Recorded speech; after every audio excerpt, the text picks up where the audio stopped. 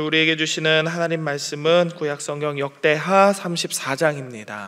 오늘도 이 말씀을 통해서 하나님께서 우리 모두에게 은혜 주시기를 원합니다. 간밤에 평안하셨습니까?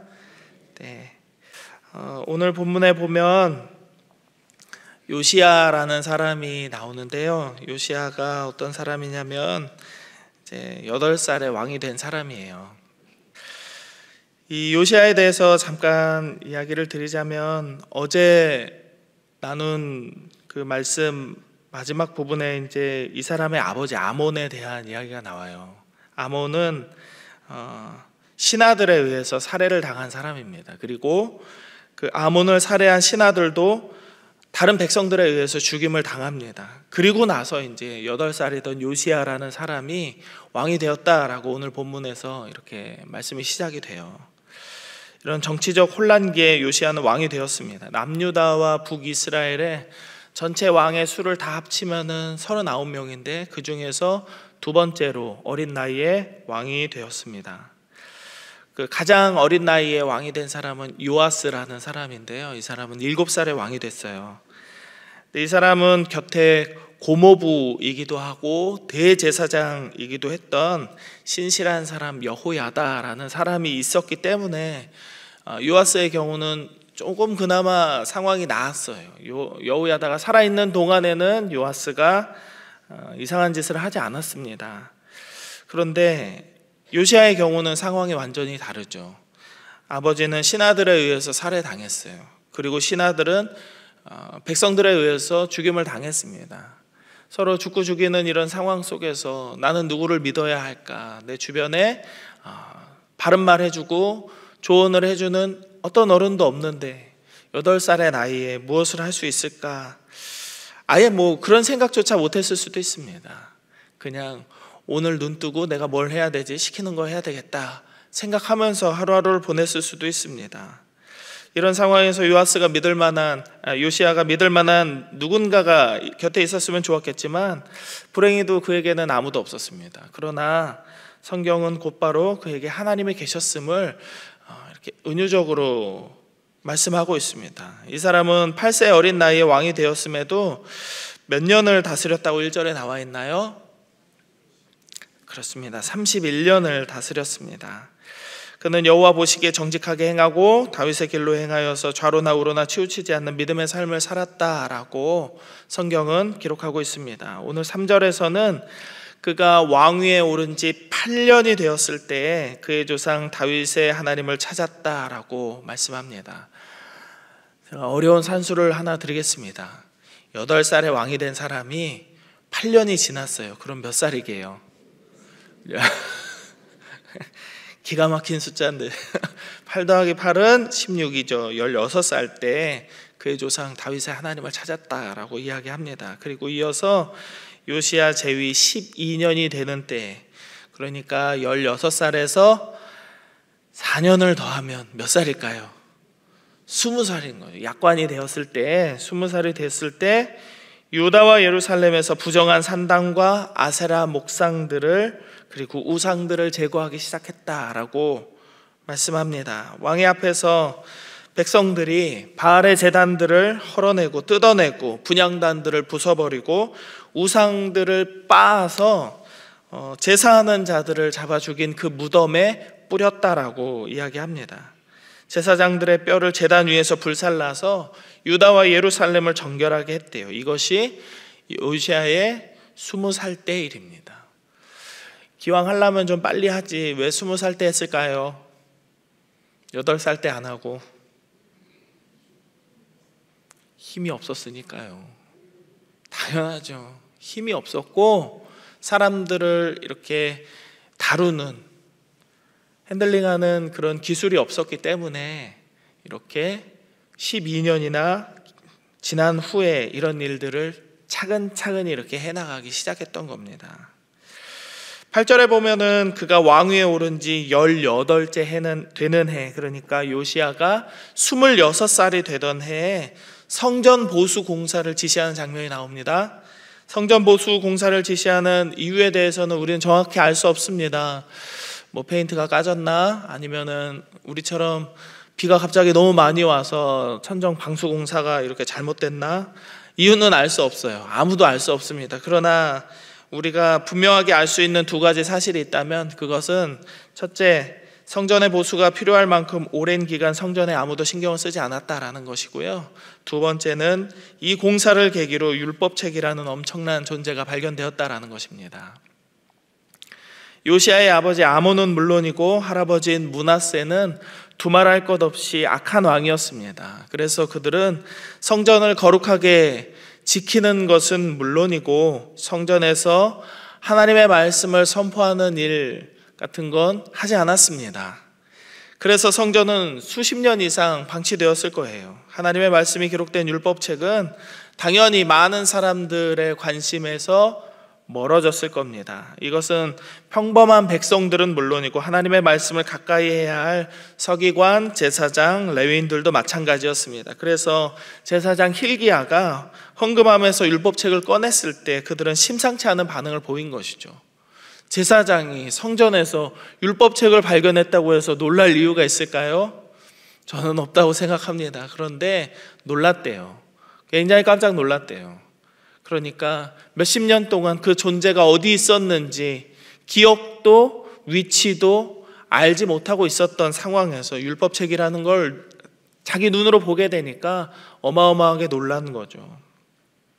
hil기야는 곧바로 서기관 사반에게 이 사실을 알리고 사반은 그것을 들고 요시야에게 나아가서 율법책을 낭독합니다.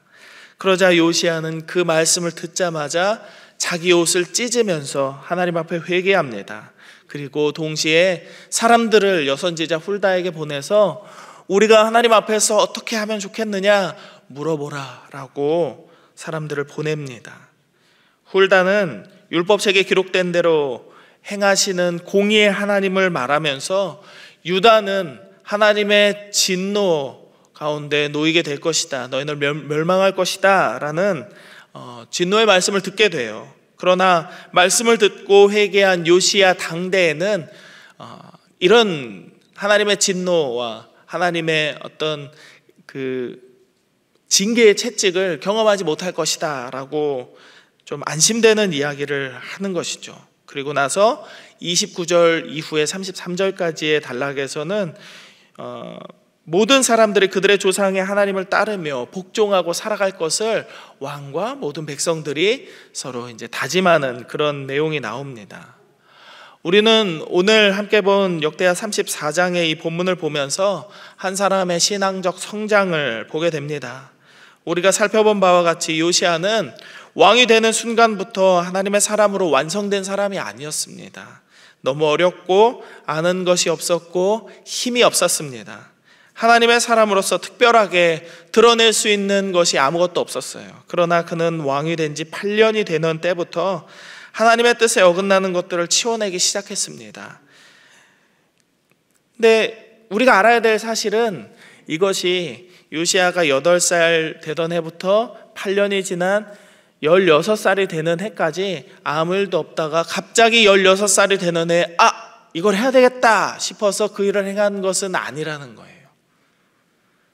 어느 날 갑자기 내가 이걸 해야 되겠다라고 큰맘 먹고 온 나라에 퍼져 있는 이 우상들을 치워버리기로 결단한 것은 아니라는 것이죠. 왕이 된 이후로 8살이 지난 이후로 개혁이 시작된 16살에 이르기까지 이 사람들은 다른 악한 왕들과는 다르게, 적어도 자기 아버지, 자기 할아버지와는 다르게 하나님의 뜻을 신뢰하면서 그분의 뜻에 순종하면서 살았을 거예요. 그리고 그런 믿음과 순종의 삶이 쌓여서 때가 되자 자기가 할 수 있는 사람들을 다룰 수 있는 어느 정도의 힘과 지식을 얻게 되는 그 순간이 되자 하나님은 이 요시야라는 사람을 통해서 유다의 거룩한 개혁을 일으키셨던 것입니다. 하나님의 사람이라고 해서 태어나자마자 하나님의 사람으로 살아가는 사람은 없습니다. 위대한 선지자 사무엘도 어릴 때 하나님의 음성을 구분하지 못해서 엘리에게 배워야 했던 시기가 있었습니다. 엘리가 어떤 사람입니까? 하나님의 음성을 들어본 적이 없는 사람입니다. 하나님의 음성을 들어본 적이 없는 사람에게조차 하나님의 사람도 하나님의 음성을 듣는 법을 배워야 했습니다. 참 아이러니한 일이긴 한데 이 사무엘이 성장할 수 있었던 것은 하나님의 음성을 들어본 적이 없는 엘리의 가르침을 통해서였어요. 모세는 또 어떻습니까? 모세처럼 하나님과 대면하면서 친구같이 지낸 사람은 없다라고 성경은 말씀하고 있잖아요. 그런데 이 사람이 사역자로 살기 시작한 것은 80세부터입니다. 80년의 시간을 기다려야 했습니다. 하나님의 사람은 절대로 단번에 만들어지지 않습니다. 인생의 어려움을 겪으며 때로는 신앙적으로 많은 실수를 하기도 하면서 그러면서 성장해 나가는 것입니다. 그리고 그 과정 안에서 자신의 죄를 미워하고 멀리하려는 회개의 시간을 반드시 보내게 되는 것이죠. 요시야는 하나님의 사람으로서 절대로 나쁘지 않은 인생을 살았습니다. 다시 말씀드리지만 8살의 왕이 된 이후부터 이 사람에 대해서는 그 어떠한 부정적인 기사가 없어요. 부정적인 이야기가 없습니다. 이 사람은 8살의 왕이 돼서 16살에 개혁을 시작하고 20살이 되던 때에 많은 것을 바꾸었어요. 우상 숭배가 만연하던 시기에, 그것이 문화이던 시기에 그 문화를 바꿔버린 사람입니다. 많은 사람들이 반발했을 거예요. 죽이겠다라고 다짐했었던 적들이 있었을 거예요. 그런데 20살의 이 약관의 나이에 이 사람은 이 일들을 행했어요. 나쁘지 않은 인생을 살았습니다. 그러나 이 사람이 26살에 율법책의 내용을 접하자마자 했던 것은 무엇이었나요? 회개였습니다. 내가 이것을 알지 못했구나. 그리고 우리 조상들과 우리 민족이 이것을 알지 못했구나. 그래서 하나님께서 우리에게 진노하셨구나. 하나님 용서하여 주십시오. 나의 죄, 우리 동족의 죄를 나의 것으로 여기며 하나님 앞에 용서를 구했습니다. 그때 하나님께서는 남유다 백성들에게 그들의 심령의 회복을 허락하시고 임박한 멸망과 진노의 때를 연기하셔서 하나님의 긍휼과 은혜를 나타내십니다. 긴 역사를 보았을 때, 수백 년, 수천 년의 역사를 보았을 때 요시야의 때는 아주 잠깐에 불과합니다. 그러나 요시야의 회개와 하나님을 향한 신실함으로 인해서 남유다의 사람들은 적어도 31년이라는 기간 동안에는 평안과 은혜를 누릴 수 있었다라는 것을 우리는 기억해야 됩니다. 하나님의 사람은 단번에 만들어지지 않습니다. 그리고 단 한 명의 하나님의 사람만 있어도 한 민족이 구원을 얻고 생명을 얻을 수 있게 되는 것을 우리가 보았던 것이죠. 이 두 가지 사실을 우리는 이 말씀을 통해서 볼 수 있었던 거예요. 주 예수를 믿으라, 그리하면 너와 내 집이 구원을 받으리라. 사도행전 16장 31절의 말씀입니다. 한 사람의 믿음으로 말미암아서 그 가정이 구원을 받는데요.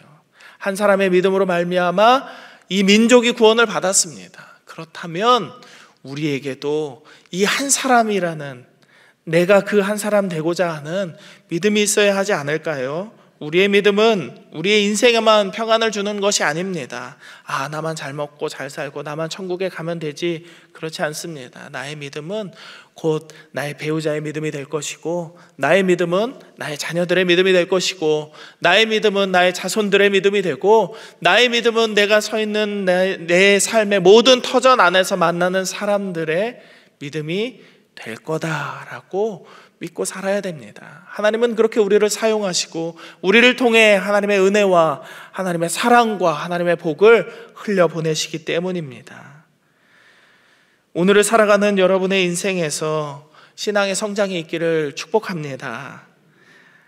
다시 말씀드리지만 이 요시야는 좀 부족한 사람이 아니에요. 잘못 살았던 사람이 아닙니다. 그러나 이 사람도 하나님의 사람으로 완성이 되어가는, 성장하는 삶을 살았습니다.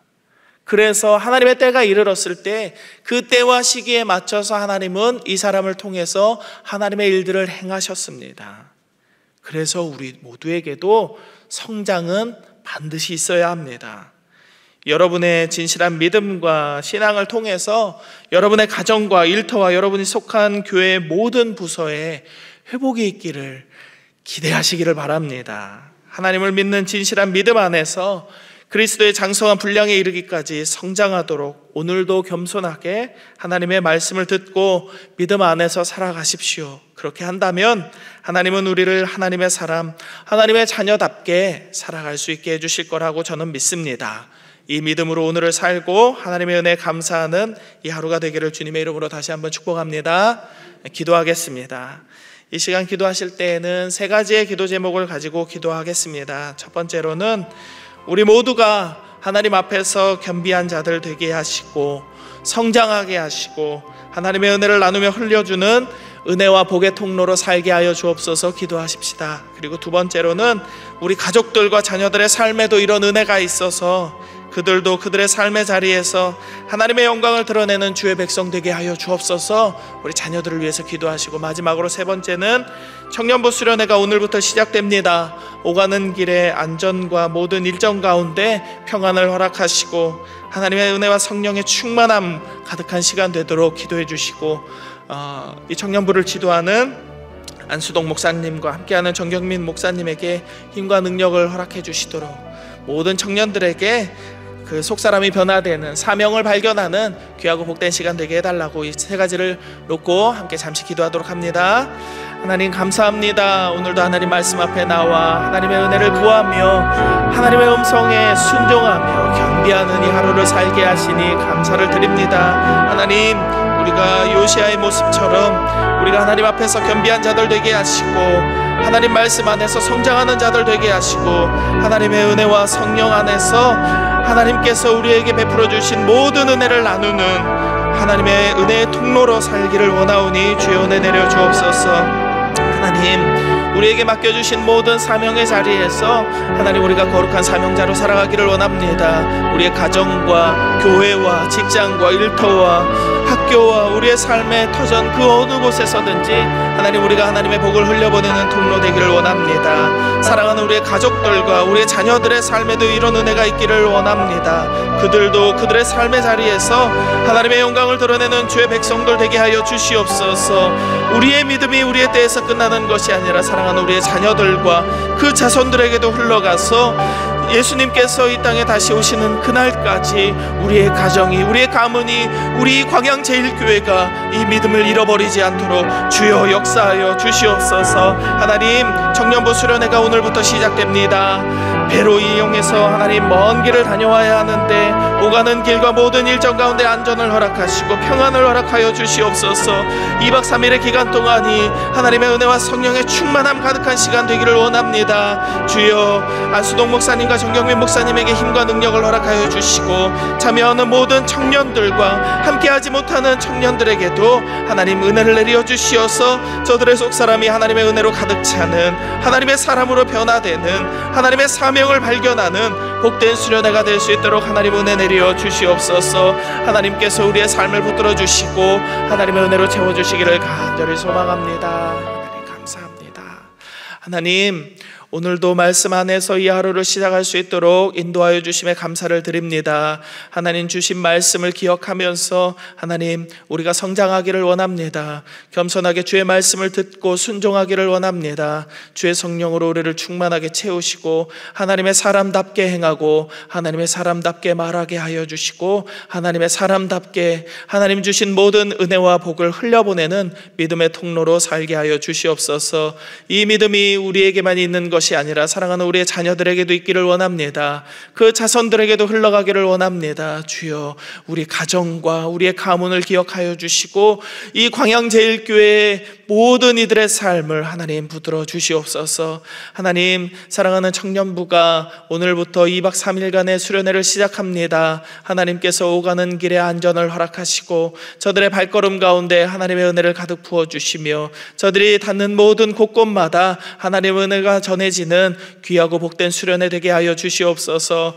이 수련회를 지도하는 안수동 목사님과 정경민 목사님에게 힘과 능력을 허락하시고 참여하는 청년들이나 함께하지 못하는 이들이나 아니라 모두가 한 성령으로 하나님 은혜 가운데 하나 되게 하여 주옵소서. 하나님 말씀과 하나님 은혜 안에서 저들이 삶의 사명과 소명을 발견하게 하시고 하나님 뜻대로 살아가고자 하는 믿음과 열정을 얻게 되는 이 2박 3일의 기간 되게 하여 주옵소서. 하나님 오늘을 살아가는 광양제일의 모든 성도들의 삶에도 하나님 은혜 주시기를 원합니다. 우리 가운데 질병으로 인하여서 연약한 자들이나 하나님 앞에서 더 이상 거룩함을 지키지 못하여서 죄로 인하여서 넘어졌던 자들이나 하나님 우리 안에 회복이 있게 하시고 거룩함을 향한 소망과 열정이 다시 살아나게 하시며 예배를 향한 부르심에 다시 한번 응답하는 우리 모두의 삶이 되게 하여 주시옵소서. 우리가 기도하는 모든 기도의 제목마다 하나님께서 응답하시고 평안으로 우리에게 응답하여 주시는 복된 하루가 되기를 간절히 소망하며 거룩하신 예수님 이름으로 기도드립니다.